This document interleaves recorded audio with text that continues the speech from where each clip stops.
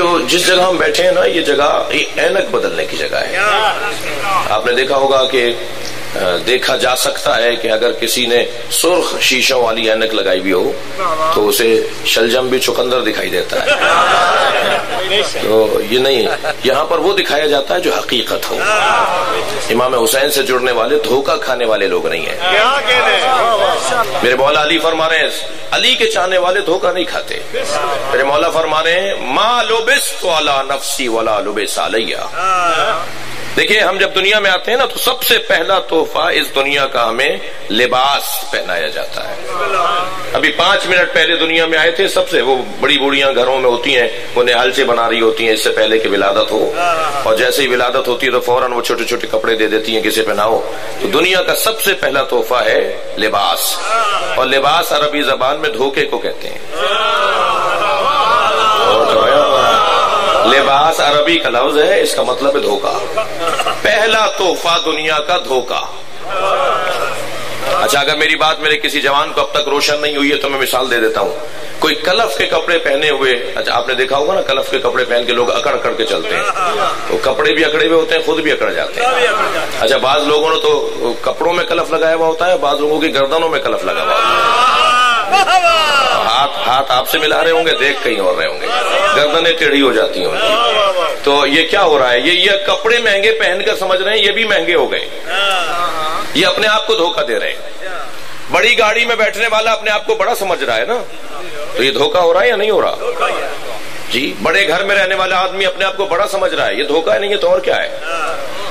ہم دیکھتے ہیں اگر ہمارے سامنے کوئی مہنگے کپڑوں میں آ رہا ہوتا ہے تو ہم ایک مرتبہ سنبھل کے بیٹھتے ہیں، اٹھ کے ہاتھ ملاتے ہیں جی، اور جس کا کالر ادھڑا ہوا ہو، جس کے پائچے پھٹے ہوئے ہوں، جی 2 رنگ کی چپلیں جو پہنے ہوئے ہو، جس کی جوتیاں ادھڑی ہوئی ہوں، وہ اگر آ رہا ہوتا ہے تو ہم اسے سلام کا جواب اسے صحیح نہیں دیتے، تو دھوکہ ہو رہا یا نہیں ہو رہا؟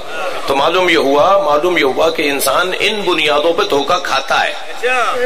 اب علی کے چاہنے والوں کے لیے مولا کا پیغام، حضرت فرماتے ہیں ما لبست علی نفسی لباس، ما لبستو میں نے نہیں لباس پہنا۔ یہ کون سا لباس ہے؟ اس کا مطلب ترجمہ سنیں گے، ما لبستو علی نفسی ولا لبس علی۔ آج تک علی نے اپنے آپ کو دھوکہ نہیں دیا، اور دنیا میں کوئی پیدا نہیں ہوا ہے جو علی کو دھوکہ دے سکتا ہے۔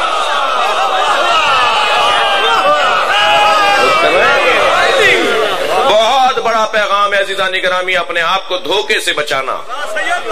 جن کسوٹیوں پہ دنیا جی رہی ہے، کیا معلوم جو مہنگے کپڑے پہن کر آیا ہے وہ یزید دوراں ہو، اور جو پھٹے کپڑوں میں آیا ہے وہ ولی خدا ہو۔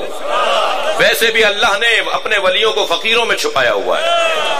خبردار کسی کو اس بنیاد پر، میں ہرگز اچھے کپڑے پہننے کی مخالفت نہیں کر رہا، خود بھی خوش لباس ہوں، کپڑے اچھے پہننے چاہیے، اللہ نے دیا ہے تو گاڑی بھی رکھنی چاہیے، مکان بھی ہونا چاہیے، مگر یہاں میں صرف ایک جملہ کہتا ہوں آگے بڑھتا ہوں، اللہ نے دنیا ہمارے لیے بنائی ہے، ہمیں دنیا کے لیے نہیں بنایا۔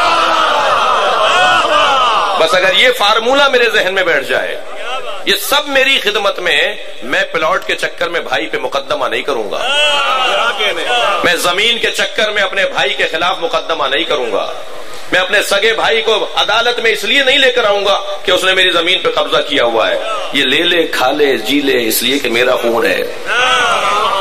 ہمیں ایک ماں باپ کی اولاد ہے، ایک دادا کی اولاد ہے، کتنے دن کھا لے گا؟ میں جتنا اس کو نظر انداز کروں گا اتنا میرا وہاں گھر بنے گا۔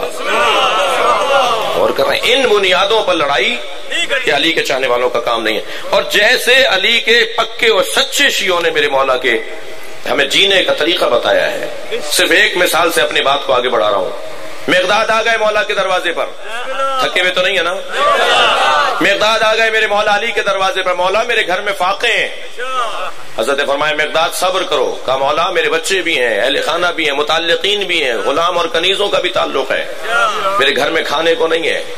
حضرت اپنی ڈیوڑی سے باہر آئے، سامنے ایک مٹی کا ڈھیلا پڑا ہوا تھا۔ حضرت فرمائے مقداد یہ کیا ہے؟ کہا مولا مٹی کا ڈھیلا ہے، کہا اٹھا کے لاؤ۔ جیسے مقداد قریب لے کر آئے، مقداد کے ہاتھ پر ہے، میرے مولا نے فرمایا مقداد اس پر کہو یا علی۔ اللہ اکبر۔ مقداد نے مٹی کے ڈھیلے پر کہا یا علی تو وہ سونے میں تبدیل ہو گیا۔ معلوم یہ ہوا کہ علی، لفظ علی میں اتنی تاثیر ہے، بولنے کے لیے زبان مقداد جیسی چاہیے۔ مقداد لے جاؤ یہ سونا ہے. مقداد نے ایک مرتبہ وہاں ڈھونڈنا شروع کیا, ایک اور پتھر, ایک بڑا پتھر ڈھونڈ کر اسے توڑنا شروع کیا. اس سونے کو ٹکڑے ٹکڑے کر دیا, چھوٹی سی ڈلی اٹھائی, باقی وہیں چھوڑ دیا. مولا کے ہاتھوں کا بوسہ دیا, جانے لگے. مولا کی آواز آئی, مقداد کہاں جا رہے ہو؟ کہا مولا میں جو آج حاجت تھی وہ پوری ہو گئی. کہا مقداد لے جاؤ, یہ تم چھوڑ کر جا رہے ہو سونا؟ کہا مولا آج کے لیے کافی ہے. اللہ اکبر, مولا میرے آج کے لیے کافی ہے. اب ایک شیعہ کا جملہ کیسا ہونا چاہیے؟ مولا نے فرمایا مقداد لے جاؤ, کل کے کام آئے گا. جملہ سنے مقداد علیہ السلام کا.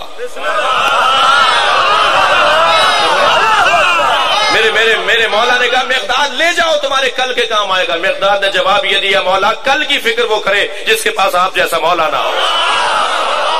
صلوات پڑھے محمد و آل محمد.